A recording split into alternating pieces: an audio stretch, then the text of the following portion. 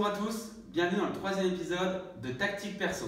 Aujourd'hui, nous allons voir les règles du jeu et surtout le comptage de points.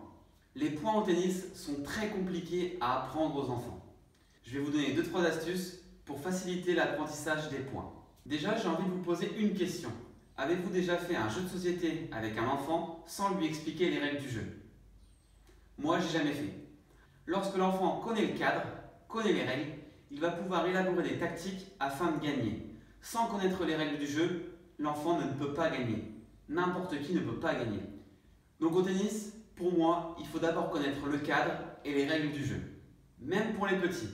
Chez les petits en terrain blanc, la règle, normalement, c'est le premier arrivé à 3 buts. Alors pour moi, je ne trouve pas ça logique, dans le sens où pour marquer un jeu, il faut 4 points. 15, 30, 40, jeu. Donc moi, ce que je fais, c'est que c'est le premier arrivé à 4. Pour que les enfants puissent connaître le score et mémoriser le score, j'utilise des choses simples. Je pose un cerceau et 2 sauts de balle derrière leur but. Le premier saut de balle, où il y a les balles de la même couleur. À chaque fois que l'enfant marque un but, il pose une balle qui vont schématiser le 15.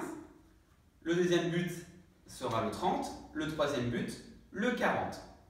Et une fois que l'enfant arrive à 40, le prochain but équivaut à un jeu, mais lui, il ne le sait pas puisqu'il n'a que 2 ans, ou 3 ou 4 ans. Il va remplacer ces 3 balles par une autre balle un peu plus grosse, rouge. Une fois qu'il a posé sa balle rouge, le match est terminé et il serre la main à son adversaire. Essayez au maximum d'avoir les mêmes couleurs par terrain, c'est-à-dire des plots rouges par exemple pour les buts de chaque côté et des cerceaux rouges pour ce terrain-là. Sur le deuxième terrain, des plots jaunes avec des cerceaux jaunes derrière les buts.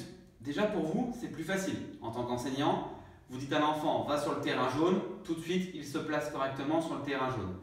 Deuxièmement, pour l'enfant, c'est plus facile. Il sait qu'il est sur le terrain jaune, il doit marquer dans le but jaune. Lorsque l'enfant est un peu plus grand et qu'il maîtrise le rebond, on peut également lui apprendre les points avec le même système de jeu, c'est-à-dire qu'on lui met derrière son terrain assez loin pour que ce soit sécurisé, un cerceau et 2 sauts de balle. Par contre, sur les balles de la même couleur pour schématiser le 15, 30, 40, les points, vous indiquez au feutre dessus 15, 30 et 40. Et l'enfant ira se servir dans le seau le 15, le 30, le 40. Et lorsqu'il a marqué un point, il remplacera par des grosses balles où sera indiqué 1, 2 et 3 pour schématiser les jeux. Pour moi, l'apprentissage des points, il est primordial. Si on a un enfant qui joue au foot, quel va être son objectif? Il va répondre, moi, je veux marquer un but. Nous, au tennis, je veux gagner. Mais s'il ne connaît pas les points, ça va être compliqué de gagner. En faisant ça, c'est simple. Moi, l'enfant, il me dit, ouais, je veux mettre une balle rouge dans mon cerceau. Tout simplement parce qu'il veut gagner. Il sait que quand il a mis sa balle rouge, celui qui joue en terrain blanc, il sait qu'il a remporté le match. Et du coup, vu qu'il connaît les points, il trouve des tactiques de jeu afin de mettre en difficulté l'adversaire pour lui marquer un but. Grâce à ce système de comptage de points, les enfants ne joueront pas les points de la même façon, c'est-à-dire le 15-40 ou le 40-15. Lorsqu'ils sont à 40-15 et qu'ils marquent le point, généralement en niveau rouge, ils ne savent pas qu'ils gagnent le match. Alors que là, ils vont mémoriser les points plus facilement et ils vont savoir qu'à 40-15, s'il met le prochain point, il va gagner le match ou le jeu.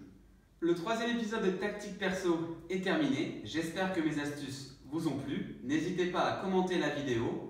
On se revoit très vite. À bientôt.